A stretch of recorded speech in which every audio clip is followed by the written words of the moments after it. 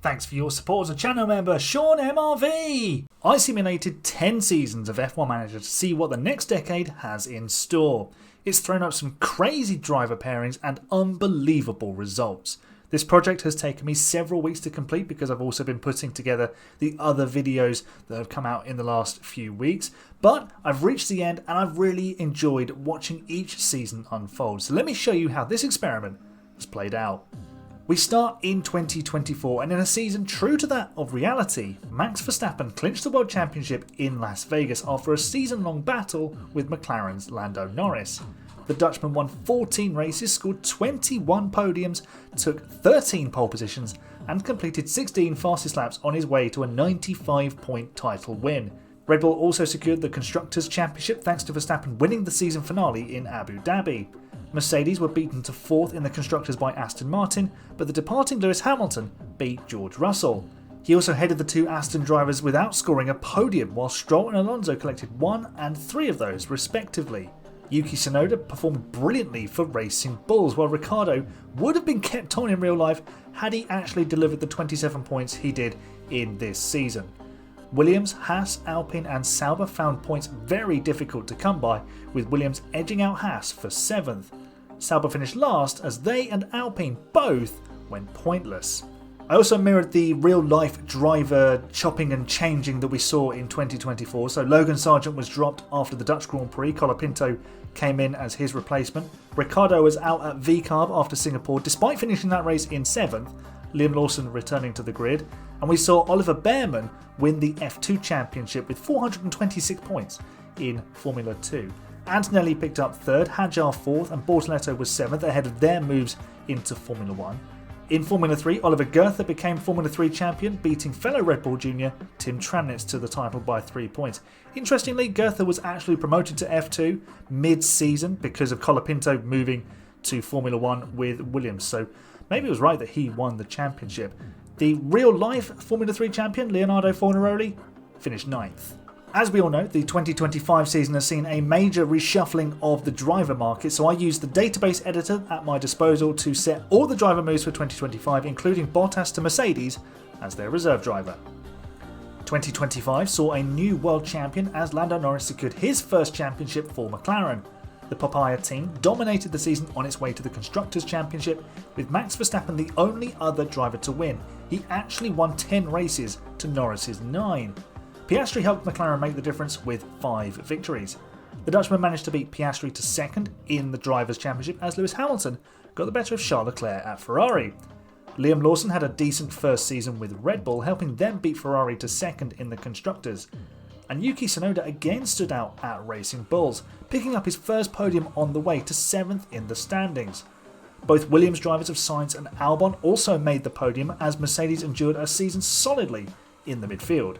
Kimi Antonelli scored just 15 points in his debut season. Sauber was the big improvement of 2025, moving up to 8th in the Constructors as Alpine fell to the bottom. In the junior categories, Victor Martins became the Formula 2 champion with Trident, while Juan Manuel Correa won the F3 title with Hi-Tech. There was just a handful of driver moves ahead of the 2026 season as Cadillac prepared to enter the sport. Tsunoda's performances landed him a seat at Mercedes as George Russell joined Racing Bulls. Work that out. Alpine signed Alex Albon from Williams, while Bottas and Formula 2 runner-up Dino Beganovic joined the new team at Cadillac. Williams replaced Albon with a generated driver called Kruger, and Jack Doohan became a free agent. We had new regulations for 2026, but Lando Norris still retained his World Championship. He took a crucial victory at the season finale in Abu Dhabi to get the job done. His score of 457 points was actually the same as in 2025, where he'd also picked up 9 wins. McLaren dominated the Constructors' Championship, winning it by almost 300 points ahead of Red Bull. Antonelli and Lawson got their first wins, but they were both beaten by their teammates Russell and Tsunoda, with Russell making the most of a very strong Racing Bulls car. Maybe that move was quite smart after all. Ferrari were a real disappointment this season, with neither Leclerc or Hamilton making the podium at any point. Audi performed well in their first season, Hülkenberg scoring most of the points on the way to 7th in the Constructors.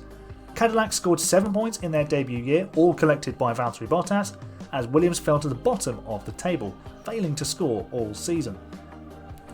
The boy from Barbados, Zane Maloney, became Formula 2 champion, and Britain's Abby Pulling won the F3 title. We said farewell to two drivers at the end of this season, Alonso and Hulkenberg both retiring, and the driver market went absolutely nuts once again. 19 moves were made in total. Norris joined Verstappen at Red Bull, Piastri went to Ferrari alongside Hamilton, Leclerc moved to Mercedes, and Antonelli became McLaren's lead driver. With so many drivers at top teams, next season was sure to be a closely run thing. And 2027 saw Charles Leclerc achieve his dream of becoming F1 World Champion as Mercedes returned to the top. Leclerc and Tsunoda led the team to its first Constructors' crown since 2021.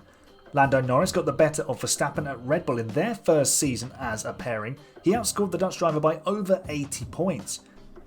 Kimi Antonelli picked up 3 victories despite McLaren falling back in the competitive order as Ferrari laboured to 5th in the championship. Piastri was strong, scoring 121 points, but Lewis Hamilton scored just a meagre 21 points. Williams were the biggest movers up the order, moving to 6th in the Constructors after being bottom last season. They were helped by Esteban Ocon taking a victory in Baku. Cadillac had a poor season in their second year, scoring just 1 point.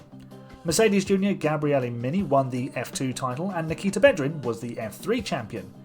In the driver market, Cadillac somehow convinced Antonelli to join them from McLaren. He replaced Bottas. Russell was the Italian's replacement in Woking, and the F2 champion Mini joined Racing Bulls. 2028 saw Lando Norris reclaim the World Championship, picking up his 3rd title, but it had seemed for much of the season to be in the pocket of Max Verstappen. Norris overturned a 63-point deficit to clinch the championship. It was absolutely unbelievable to watch that unfold. Verstappen just kind of fell apart in a few races, and that was all it needed for Norris to make up the points and snatch the World Championship. The pair did lead Red Bull to a crushing Constructors' title victory. Mercedes were their closest rivals. They only took 3 wins as Tsunoda got the better of outgoing champion Leclerc. Liam Lawson led Haas to 3rd in the Constructors, taking a victory along the way. But 2028 was the year that Audi got its first win in Formula One, with Oliver Behrman taking 2 across the season. He was 7th in the drivers as Audi finished 5th in the Constructors, ahead of the Antonelli-led Cadillac outfit. Lewis Hamilton signed off from F1 at the age of 43 with a dismal campaign for Ferrari, as the prancing horse again bore resemblance to an uncoordinated donkey. Piastri's move there from McLaren is working out terribly right now. McLaren and Aston Martin had absolute shockers. They scored 15 points between them. The papaya cars have fallen from 2026 title winners to propping up the table in 2028. Arvid Lindblad won the F2 championship and Joseph Loeb took the F3 crown. We saw yet another massive shake-up in the driver market as Verstappen departed Red Bull for Mercedes. Piastri reunited with Norris in Milton Keynes as Tsunoda's reward for beating Leclerc at Mercedes was the exit door. He joined Williams. Bottas is back on the grid with Aston Martin as Pato O'Ward joins Antonelli at Cadillac. I mean, that makes sense, doesn't it? Fred Vesti joins Audi as Gasly goes to try and save the flailing Ferrari. He's partnered there by Dino Beganovic. Isaac Hadjar takes the vacant Racing Bull seat and F2 champ Lindblad has joined McLaren. The 2029 championship saw a titanic struggle between the Red Bulls of Piastri and Norris, with the Englishman securing his 4th title in another Abu Dhabi showdown. Norris took 11 wins across the season against Piastri's 9. The former McLaren pair helped their new team clinch another Constructors' title with a massive 559-point margin over 2nd place Williams. Haas took 3rd as Behrman led Audi to their best finish yet in 4th. The Verstappen and Mercedes partnership started poorly, with 9th in the drivers and 5th in the Constructors. Leclerc only managed 79 points. He's totally fallen off after winning the 2027 title. Tsunoda showed Mercedes what they were missing as he led the Williams charge with 2 victories, while Liam Lawson also scored a win. Ferrari and McLaren again floundered in the lower midfield as Alpine dropped to the bottom of the table. And the feeder categories were won by 2 regen drivers. Mercedes Junior Erica Vlad won the F2 title, while Cadillac protege Mathieu Dupuis became F3 champion. It was a relatively quiet driver market this time round. Bortoletto returned to the grid, joining Cadillac as O'Ward went to McLaren. He seems hell-bent on driving for all 10 teams, it would seem. Albon left Alpine for Aston Martin, with F2 champ Vlad his replacement. And a now 81 rated Russell has returned to Racing Bulls. I don't know why his rating has sunk so low. Red Bull had an even more dominant year with Piastri and Norris as the 2030s got underway. They had the Constructors' title wrapped up at Monza. That's with 8 rounds remaining. Absolute lunacy. The team would go on to score an astronomical 1,056 points, winning 22 of the 24 races. It's absolutely insane. Come on now! Norris secured his 3rd straight World Championship, moving him level with the great Juan Manuel Fangio on 5 titles. He pipped Piastri to glory by just 2 points. The pair shared 11 wins across the year, Tsunoda and Lawson the only 2 drivers to break the Red Bull stranglehold on top spot. Haas were second best, 698 points behind Red Bull. That's absolutely astonishing. The American team edged out Williams as Stroll had a strong campaign. Former champion Verstappen had a decent year at Mercedes, but Charles, 7 points, mate? You okay there? What are you doing? I don't know. For the second time in 3 seasons, McLaren were the worst team as Ferrari continued to languish in the midfield. What is going on with these 2 teams? Formula 2 was won by an AI driver, Pan Chun, and Lawrence Van Hoopen took the F3 title. There was another major reshuffling of the drivers again as world champion Norris departed for Mercedes. Leclerc's miserable season saw him left on the sidelines. Red Bull replaced Norris with Michel Gunn, while Behrman replaced Stroll at Haas, who joined Ferrari as a reserve. The Scuderia had an all-new lineup with Erica Vlad partnered by Isaac Hadjar. Kimi Antonelli left Cadillac for Williams as Ocon moved to Audi. There was also a major reset of the cars for 2031, so who would start the new formula on top? It was Haas who conquered the new regulations as Oliver Behrman took his maiden World Championship. He beat Oscar Piastri by 63 points, taking 8 wins across the season. I do have some sympathy for Piastri. He's missed out at the final race to Norris in each of the last 2 seasons and was probably title favourite coming into the start of this one. Haas clearly delivered an amazing car though as they took their first Constructors' Championship too. Lawson also scored 6 wins to finish in 3rd. The wins were more widely spread out with Pourchaire, Antonelli and Bortoleto also scooping wins. Bortoleto scored Cadillac's maiden win, but they struggled outside of that day of glory. Mercedes continued to be a graveyard for world champions as Norris went winless and was 10th in the standings. Verstappen had an absolute disaster. He was 17th with just 11 points. Aston Martin were much improved, as were McLaren and Ferrari. Kasper Stuka won Formula 2 before retiring from motorsport, and Formula 3 was won by Mika Nieminen. The driver market was relatively stable, although Alpine decided to bring back Charles Leclerc and Carlos Sainz to rekindle an old Ferrari duo. Michel Gunn and Pato O'Ward swapped seats, not sure what the Mexican has done to deserve joining Red Bull, but this may be his chance to show us what he can do. Crawford is now at Cadillac, as Gasly is a Ferrari reserve. We crowned another new world champion in 2032 as Théo Pourchaire led Aston Martin to both championships. The Frenchman overcame defending champion Oliver Behrman, but Piastri still hasn't won a championship as he could only manage 3rd in this year's Red Bull. The wins were fairly well spread out this season too. Pourchaire took 7 on the way to the title, while Behrman, Piastri and Antonelli all took 5 each. Lawson also picked up a pair of wins, including one from 21st on the grid in Brazil. Verstappen had another miserable campaign, while Norris had the best campaign for a Mercedes driver in a while. Charles Leclerc and Carlos Sainz had a terrible year at Alpine, no surprises there. They both then announced their retirement for the sport. Probably a wise decision. Aston Martin picked up its maiden Constructors' title overhauling Haas, while Williams beat Red Bull to 3rd. Mercedes had seriously improved on the previous year with 6th, but Alpine remained the sport's weakest team, scoring just a solitary point. The Junior Series titles went to Haas junior drivers of Martin Gaultier in Formula 2 and Sebastian Rowland in Formula 3. The driver market saw Piastri join Antonelli at Williams in a modern-day super team. Lawson was his replacement at Red Bull, and Verstappen took his seat at Haas alongside Behrman. Vesti made it an all-new pairing at Red Bull as regen driver Holly Burrows replaced Verstappen at Mercedes, Ferrari recruited Esteban Ocon, and Hadjar joined McLaren.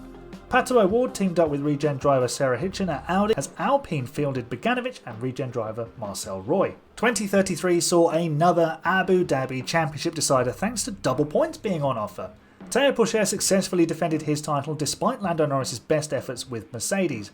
The Frenchman took 11 wins on the way to consecutive titles as Aston Martin dominated much of the season to score another Constructors' crown too. Mercedes and Norris were much improved, but Norris scored all of the Brackley team's points this year. Behrman continued to be among F1's elite with 2 victories as Vlad, Verstappen and Antonelli also took wins. Piastri had a disappointing season, going winless at Williams. McLaren had a stronger year, with Gunn leading the Woking team's efforts, but Alpine were once again awful, picking up just 1 point. The Enstone team has scored a measly 6 points in the last 3 years. Shocking stuff. Regen drivers Josiane Klein and Heinrich Schult won the F2 and F3 titles respectively. So we've fast forwarded a decade into Formula One's future. Let's take a look at some of the headline stats from the past 10 years.